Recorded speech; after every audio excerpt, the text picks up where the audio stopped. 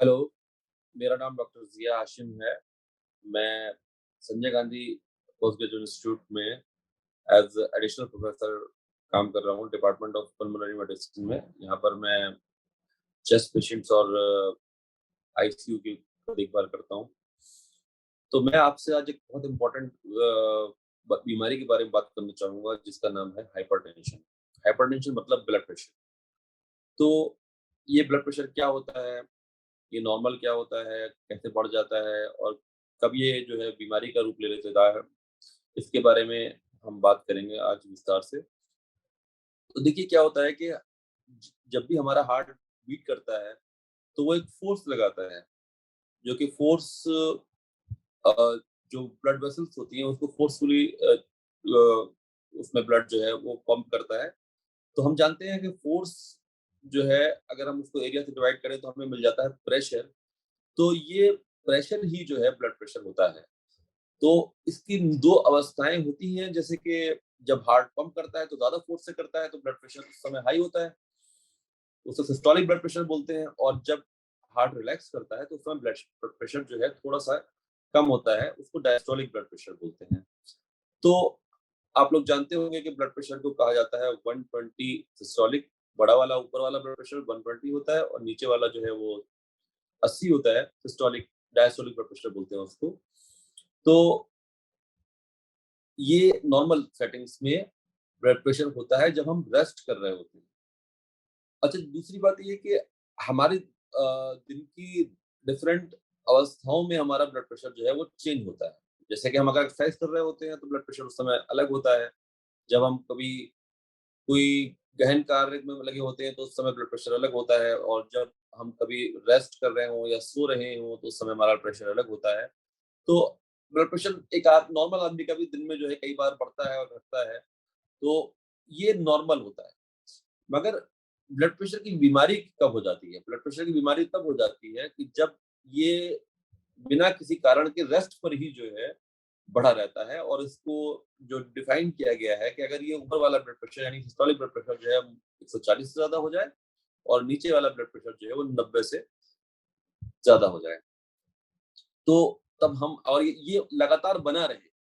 इसका इम्पोर्टेंट चीज़ ये है कि कभी-कभी मैंने बताया आपको जिस तरह से एक्सरसाइज़ में या कभी-कभी लोकल स्ट्रेस आ जाए आपके पास या कुछ समय के लिए स्ट्रेस हो जाए, तो हो सकता है आपको कुछ समय के लिए ब्लड प्रेशर बढ़ जाए। मगर जब वो स्ट्रेस हटे या आप एक्सरसाइज़ बंद कर दें, तो हो सकता है ब्लड प्रेशर आपका नॉर्मल हो जाए। तो ये लगातार बढ़े रहने को ब्लड प्रेशर की बीमारी बोलते हैं या हाइपरटेंशन बोलते हैं। अब ये बात है कि हाइपरटेंशन से क्या कोई नुकसान होता है? जी हाँ, हाइपरटेंशन से काफ़ी नुकसान होते हैं क्योंकि आप ये देखिए ये ब्लड जो हाई प्रेशर के साथ जाएगा तो क्या होगा? हर जगह ही जाएगा। तो जहाँ पतली-पतली नाड़ियाँ होंगी वहाँ पर या नसें होंगी, वहाँ पर जो है ज़्यादा नुकसान होगा। तो सबसे पतली नाड़ियाँ कहाँ होती हैं? सबसे पतली तो आपके हार्ट में ही होती हैं। उसके बाद आपकी किडनी में, उसके बाद आपकी आँखों में और कुछ दिमाग में भी जो है इसकी जो है नसें जो है जो दिमाग वैसे ही बहुत सॉफ्ट होता है, वहाँ पर भी अगर पड़ेगा तो उसका उसका भी असर हो सकता है। तो ये एक तरीके से हमारी तकरीबन सारी ही ऑर्गन्स पर असर कर सकता है। तो इसलिए इसको बारे में जानना और समझना और ज़्यादा ज़रूरी हो जाता है। तो क्या इसके कोई लक्षण होते हैं? हाँ, अनफॉर्च्यूनेटली इसके बहुत ज़्यादा लक्षण नहीं होते। तो बहुत दिनों तक आपको ब्लड प्रेशर की बीमारी हो सकती है मगर आपको मालूम भी नहीं चलेगा। इसीलिए इसको कभी-कभी मेडिकल टर्म में साइलेंट किलर बोला जाता है। तो इसके लक्षण क्या कुछ होते हैं? हाँ, कुछ लक्षण होते भी हैं, जैसे कि लगातार सर में दर्द रहना या कुछ चक्कर आना, कुछ जो है थोड़ा अनईज़ी फ़ील करना, टायर्डनेस वगैरह मगर कोई कोई ख़ास सिम्पटम इसका नहीं होता, कोई ऐसा ज़रूरी नहीं है कि सिम्पटम होगा तभी ब्लड प्रेशर जो है की बीमारी पता चलेगी। इसलिए बहुत ज़रूरी है कि आपको अपना ब्लड प्रेशर जो है एक आपको अगर आप रिस्क पर हैं, तो आपको चेक करते रहना चाहिए। तो अब क्या कंडीशंस हैं जिनमें ब्लड प्रेशर हो सकता है? एक तो सबसे बड़ी बात ये है कि बढ़ती हुई एज। जैसे-जैसे आपकी उम्र बढ़ती चली जाती है, तो आपकी आर्टरियों में क्या होता है, जो फैट जो है वो जमा होने लगता है। तो उस फैट के जमा होने के कारण आर्टरीज़ क्या हो जाती हैं? स्टिफ हो जाती हैं। तो वो स्टिफनेस की वजह से जो है, जब कोई चीज़ स्टिफ होगी तो आप जानते हैं उसका प्रेशर जो है बढ़ेगा।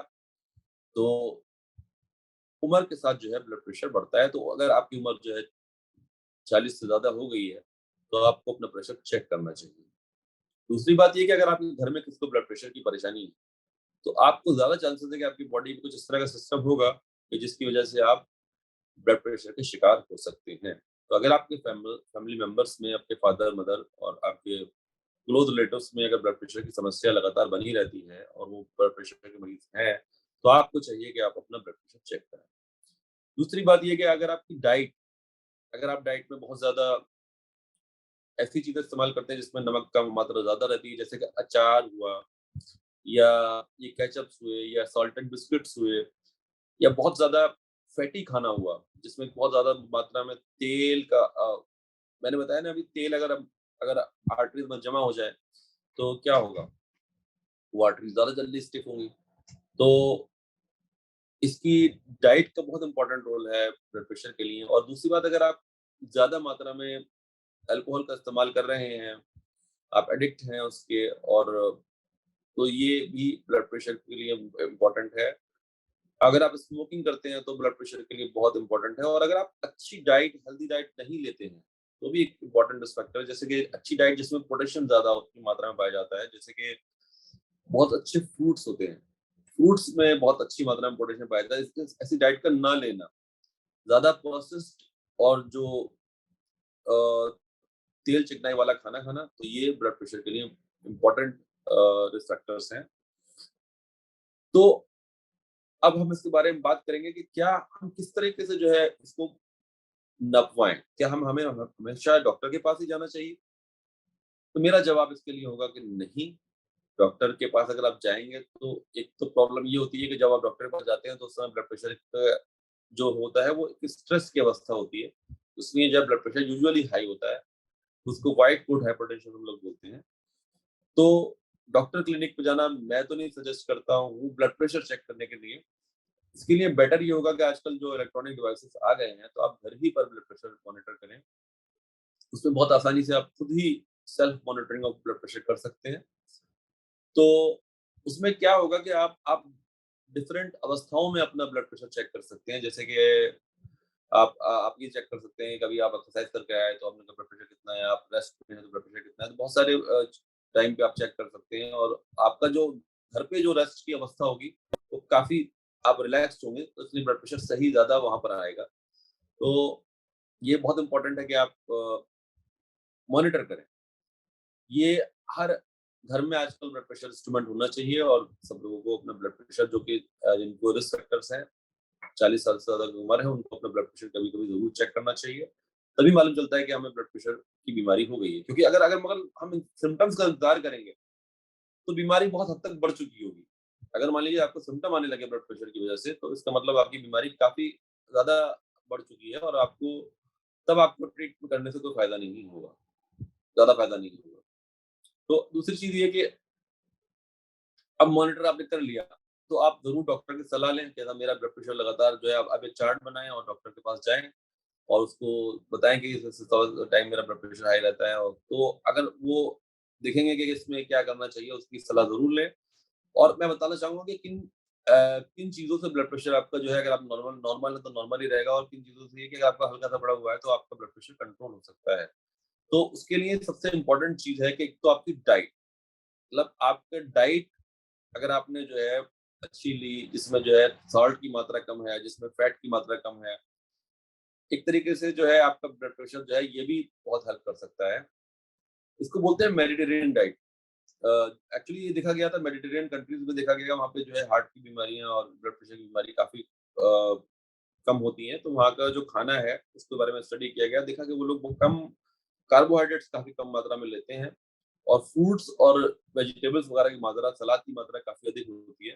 तो वो मेडिटेरियन फूड कहलाता है। तो उसमें आपको अच्छा पोटेशियम मिलता है, सॉल्ट कम मिलता है, और ये आपके ब्लड प्रेशर और हार्ट दोनों के लिए ही जो है काफ़ी फ़ायदेमंद होती है। और इसकी वजह से जो है आपकी और बीमारियों में भी जो फ़ायदा मिलता है इससे। तो मेडिटेरियन डाइट जो है वो बहुत इम्पोर्टेंट है। दूसरी बात ये कि एक वेट को कंट्रोल करना, अगर आप मोटे हैं, तो आपको ब्लड प्रेशर होने के चांसेस ज़्यादा हैं। मोटे होने के एक तो खुद मोटापा भी एक इम्पोर्टेंट चीज़ है, दूसरी बात एक बीमारी होती है ऑब्स्ट्रक्टिव स्लीप एपनिया, जो कि जिसको बोलते हैं खर्राटे आना और दिन में अधिक नींद आना। जो लोग होते हैं मीटिंग में सो जाते हैं, जिनको खर्राटे आते हैं, जिनको जो है झपकी लग जाती है गाड़ी चलाते समय, उन लोगों को ये बीमारी हो सकती है और ये बीमारी सीधा ब्लड प्रेशर को राइज़ कराती है। इससे सीधा हाइपरटेंशन का लिंक है और उसको कंट्रोल करने से सीधा हाइपरटेंशन जो है वो कंट्रोल हो जाता है। तो ऑब्स्ट्रक्टिव स्लीप एपनिया एक इम्पोर्टेंट बीमारी है जो कि मोटे लोगों में पाई जाती है और मोटापा खुद भी ब्लड प्रेशर को जो है वो बढ़ाता है। तो इसको ज़रूर ध्यान दें, अपना वेट पे ज़रूर ध्यान दें, अपनी डाइट पे ज़रूर ध्यान दें और तीसरी चीज़ ये है कि आप जो है लगातार जो है ऐसे वस्तुओं का सेवन करें जिनमें पोटेशियम की मात्रा अधिक हो, जैसे कि फ्रूट्स हुए। बहुत अच्छे तरीके से हमें फ्रूट्स का सेवन करना चाहिए। ये हेल्दी डाइट है, कभी-कभी तो इंसान को चाहिए कि लंच छोड़कर जो है खाली फ्रूट्स का ही सेवन करे। तो उससे जो है काफ़ी उसमें साल्ट की मात्रा बिल्कुल नहीं होती और पोटेशियम की मात्रा अच्छी होती है, तो इस तरह की डाइट जो है डैश डाइट कहलाती है। ये जो है dietary approach to stop hypertension का एक पार्ट होता है और इससे बहुत फ़र्क पड़ता है। दूसरी चीज़ बहुत इम्पोर्टेंट है कि अगर आप नियमित रेगुलर एक्सरसाइज नहीं करते हैं, आप फिजिकल एक्टिविटी नहीं करते हैं, तो आपका ब्लड प्रेशर बढ़ने के चांसेस ज़्यादा होते हैं। तो इसी को कंट्रोल करने के लिए अगर आप दिन में एटलीस्ट 30 मिनट जो है वो ऐसी एक्सरसाइज करें जैसे ब्रिस्क वॉकिंग है, जॉगिंग है या कुछ एक्टिविटी जो है एटलीस्ट आप जो है मतलब कभी जो है अपना स्टेयर्स का ज़रूर इस्तेमाल करें, जो ऊपर चढ़ने के लिए। तो जिससे कि आपका हार्ट जो है ज़्यादा बीट करेगा तो वो ज़्यादा मजबूत होगा। जिस चीज़ को हम जितनी एक्सरसाइज कराते हैं, तो आप देखते हैं कि वो चीज़ उतने उसकी कैपेसिटी बढ़ती चली जाती है। तो हमें एक्सरसाइज करके अपने हार्ट की कैपेसिटी को बढ़ाना है, धीरे-धीरे करके। तो अब हम आप हार्ट को इस तरह ट्यून कर लेंगे कि वो ज़्यादा अच्छी तरीके से तो वो कम प्रेशर जनरेट किए हुए ज़्यादा फ़ोर्स लगा सकता है। तो अगर हार्ट हमारा हेल्दी होगा, तो वो ज़्यादा अच्छी तरीके से पंप कर पाएगा और उसमें प्रेशर जब कम जनरेट रेगुलर एक्सरसाइज बहुत इम्पोर्टेंट है। दूसरी चीज़ ये हुई कि हम एक अपना रिलैक्सेशन का शेड्यूल बहुत अच्छी तरह बनाएँ। क्योंकि अगर हम ठीक से रिलैक्स नहीं करेंगे तो ऑब्वियसली आप समझते हैं कि प्रेशर तो बढ़ेगा ही बढ़ेगा। क्योंकि इसका ताल्लुक प्रेशर का ताल्लुक तो रिलैक्सेशन से है। अगर हम स्ट्रेस, हरी-बरी एंड करी, ये इम्पोर्टेंट चीज़ें होती हैं जो कि ब्लड प्रेशर को बढ़ाती हैं, हार्ट की बीमारी को बढ़ाती हैं। क्योंकि आप अगर आप मान लीजिए आप हमेशा अ, एक सोच में पड़े रहते हैं, आप हमेशा जो है आप हमेशा टेंशन में रहते हैं, तो आपको ज़ाहिर-सी बात है आपकी बॉडी में वो हार्मोन्स सीक्रेट होंगे, एड्रेनालिन वगैरह जिससे कि ब्लड प्रेशर बढ़ा रहता है। तो आपको एक प्रॉपर रिलैक्सेशन शेड्यूल बनाना चाहिए जिसमें आप मेडिटेशन भी कर सकते हैं, आप कहीं बैठ के कोई किताब पढ़ना या बिल्कुल रिलैक्स होके बिना सोच को बढ़ाए हुए कुछ ऐसा काम करना जिससे जो है आप गार्डनिंग करना, जिससे आप रिलैक्स फील करें, वो इम्पोर्टेंट है और अपनी नींद का बहुत ख्याल रखें। एक इट इज़ वेरी इम्पोर्टेंट कि आप जो है प्रॉपर समय सोएँ। क्योंकि देखिए ऐसा है कि सबसे ज़्यादा ब्लड प्रेशर कम जो होता है वो होता है स्लीप के दौरान। क्योंकि मैं स्लीप स्टडी करता हूँ, मैं देखता हूँ कि पेशेंट का जो बीपी होता है रात के समय जब वो सो रहा होता है तो ब्लड प्रेशर काफ़ी जो है स्तर कम हो जाता है। तो अगर आप सही मात्रा में सोएँगे ही नहीं, तो आपका ब्लड प्रेशर लगातार बढ़ा रहेगा और आपकी आपको रिलैक्सेशन भी कम मिलेगा, तो आपको ब्लड प्रेशर की बीमारी हो सकती है। तो जिन लोगों को नींद कम आती है उनको ब्लड प्रेशर की बीमारी भी हो सकती है। तो इसलिए इट इज़ वेरी इंपॉर्टेंट कि आप जो है सही अमाउंट ऑफ स्लीप जो है आपकी लाइफ में होना चाहिए, जो कि अमूमन 6 से लेके 8 घंटे होता है। तो ये ज़रूर आप ध्यान रखें इस चीज़ का। तो बेसिकली मैं आपको ब्लड प्रेशर के बारे में इतना बताऊँगा कि ये एक बहुत इम्पोर्टेंट बीमारी है जिससे कि सारी बीमारियों का जन्म होता है। ये कोई सिम्पटम नहीं होते इसके, ये एक साइलेंट किलर कहलाता है। जब सिम्पटम होते हैं तो बहुत देर बाद बहुत आगे निकल चुकी होती है। इसके जो रिस्क फैक्टर्स होते हैं उसमें उम्र का बढ़ना, डाइट में सॉल्ट की मात्रा अधिक होना, फैट की मात्रा अधिक होना, तीसरी चीज़ ये कि smoking, alcohol, lack of physical activity और अच्छी डाइट में जैसे lack of fruits in the diet. दूसरी बात प्रॉपर स्ट्रेस मैनेजमेंट नहीं होना, जैसे कि रिलैक्सेशन शेड्यूल्स हैं आपके, अब मेडिटेशन वगैरह इसकी कमी होना। दूसरी चीज़ ये कि इसको हम अपने आप रेगुलरली मॉनिटर करते रहें और इसी को हम प्रॉपरली अगर हम मॉनिटर करेंगे तो हम डॉक्टर की सलाह लें और बहुत इम्पोर्टेंट ये है कि हम अगर हमें ये बीमारी हो गई है तो हम उसके लिए जो जो प्रॉपर मेडिसिन प्रिस्क्राइब्ड हैं, उसको ज़रूर लें। पता नहीं क्यों लोग ऐसा सोचते हैं कि पता नहीं हम दवाई खाएँगे तो हम उस पे डिपेंडेंट हो जाएँगे। हालाँकि लोग जो हैं इसमें कोई परहेज़ नहीं करते कि वो गुटखा खा रहे हैं और वो सिगरेट पी रहे हैं। उसको उसका डिपेंडेंस का उनका कोई ख़्याल नहीं होता उनको। अगर दवाई अगर कोई डॉक्टर लिखता है तो सोचते हैं कि इसको कैसे हम अवॉइड करें। हालाँकि दवाई लेना सबसे इम्पोर्टेंट वे है ब्लड प्रेशर कंट्रोल करने का। अगर आपको ब्लड प्रेशर बीमारी हो गई है तो प्रॉपरली जो है डॉक्टर की प्रिस्क्राइब्ड मेडिसिन को सही तरीके से लें और मॉनिटर करें अपना ब्लड प्रेशर ताकि आपको एक लेवल के ऊपर ब्लड प्रेशर आपका कभी ना जाए। तो ये चीज़ें आपको सब कुछ साथ में मिलानी होंगी। ये नहीं कि आपने दवा खाई तो आप बाकी और चीज़ों को ध्यान नहीं देंगे। आपको अगर दवा खाई है तो आपको फिज़िकल एक्टिविटी भी करनी चाहिए, आपको स्मोकिंग भी छोड़ देनी चाहिए, आपको मोटापे का भी ध्यान रखना चाहिए, आपको वेट भी लूज़ करना है, आपको सब कुछ करना है और दवाई के साथ करना है। और अगर मान लीजिए खाली आपका जो है दवाई के बगैर काम चल रहा है, तो then it is very well and good.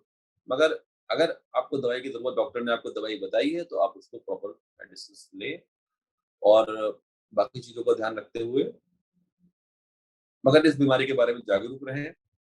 ये मैं बस इतना ही कहना चाहूँगा, बाकी थैंक यू।